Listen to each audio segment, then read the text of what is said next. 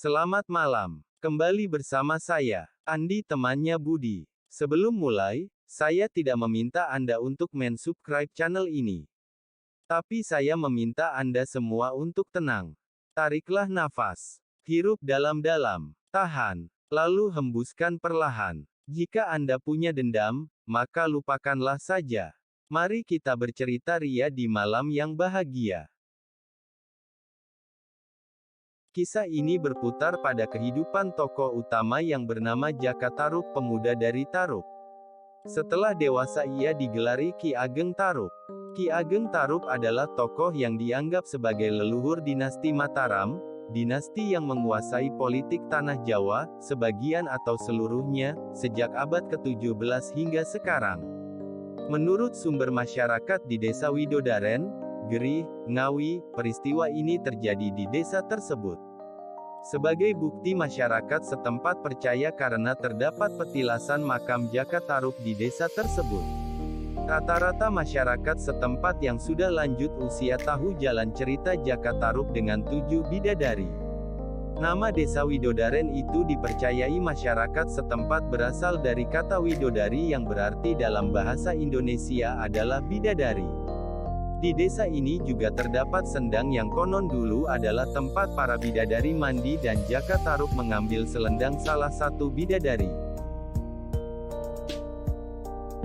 Analisis kisah Jaka Tarub. Babat Tanah Jawi adalah naskah sejarah Kesultanan Mataram. Pemberitaan tentang Panembahan Senapati dan para penggantinya memang mendekati fakta sejarah. Akan tetapi kisah-kisah sebelum Panembahan Senapati cenderung bersifat khayal, terutama seputar kerajaan Majapahit. Ada yang berpendapat, Kesultanan Mataram didirikan oleh keluarga petani, bukan keluarga bangsawan. Oleh karena itu, demi mendapat legitimasi dan pengakuan dari rakyat Jawa, diciptakanlah tokoh-tokoh mitos yang serba istimewa sebagai leluhur Raja-Raja Mataram. Dalam hal ini, tokoh Nawangsi yang dinikahi Bondan Kejawan disebut sebagai wanita istimewa. Nawangsi merupakan anak campuran antara manusia dan bidadari. Kisah ini mengingatkan pada tokoh Ken Arok dalam Pararaton. Pihak Majapahit juga ingin menunjukkan bahwa leluhur mereka, yaitu Ken Arok adalah manusia istimewa setengah dewa. Alur cerita. Legenda Jaka Tarub memiliki banyak versi, tetapi versi yang standar, sebagaimana tertera pada Babat Tanah Jawi, memiliki alur sebagai berikut. Jaka Tarub adalah seorang pemuda gagah yang memiliki kesaktian. Ia sering keluar masuk hutan untuk berburu di kawasan Gunung Keramat. Di gunung itu terdapat sebuah telaga.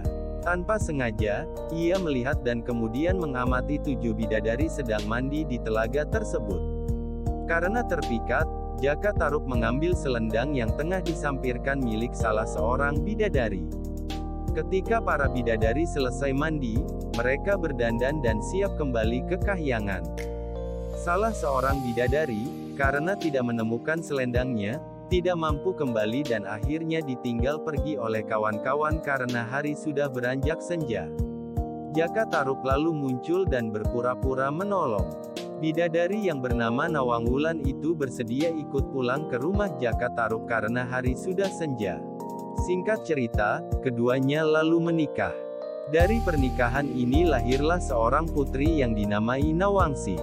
Sebelum menikah, Nawangwulan mengingatkan pada Jaka Tarub agar tidak sekali-kali menanyakan rahasia kebiasaan dirinya kelak setelah menjadi istri. Rahasia tersebut adalah bahwa Nawangwulan selalu menanak nasi menggunakan hanya sebutir beras dalam penanak nasi namun menghasilkan nasi yang banyak. Jaka Tarub yang penasaran tidak menanyakan tetapi langsung membuka tutup penanak nasi. Akibat tindakan ini, kesaktian Nawangwulan hilang. Sejak itu ia menanak nasi seperti umumnya wanita biasa. Akibat hal ini, persediaan gabu di lumbung menjadi cepat habis. Ketika persediaan gabu tinggal sedikit, Nawangwulan menemukan selendangnya, yang ternyata disembunyikan suaminya di dalam lumbung. Nawangwulan yang marah mengetahui kalau suaminya yang telah mencuri benda tersebut mengancam meninggalkan Jaka Tarub. Jaka Tarub memohon istrinya untuk tidak kembali ke kahyangan. Namun tekad Nawang Wulan sudah bulat. Hanya saja, pada waktu-waktu tertentu ia rela datang ke Marcapada untuk menyusui bayi Nawangsi. Pernikahan Nawangsi, Jaka Tarub kemudian menjadi pemuka desa bergelar Ki Ageng Tarub, dan bersahabat dengan Brawijaya Raja Majapahit. Pada suatu hari Brawijaya mengirimkan keris pusaka Kiai Mahesa Nular supaya dirawat oleh Ki Ageng Tarub.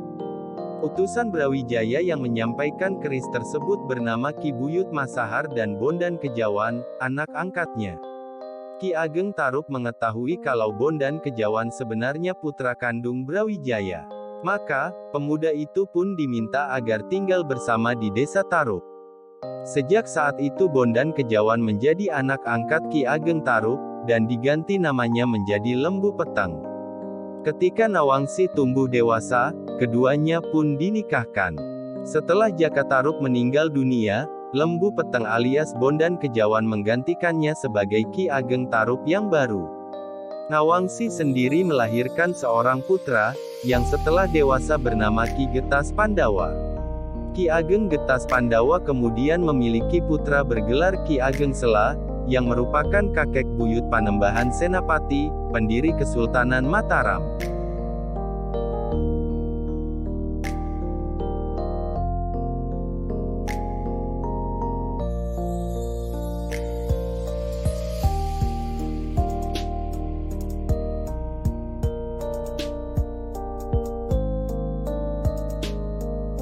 Sudah malam, tidurlah.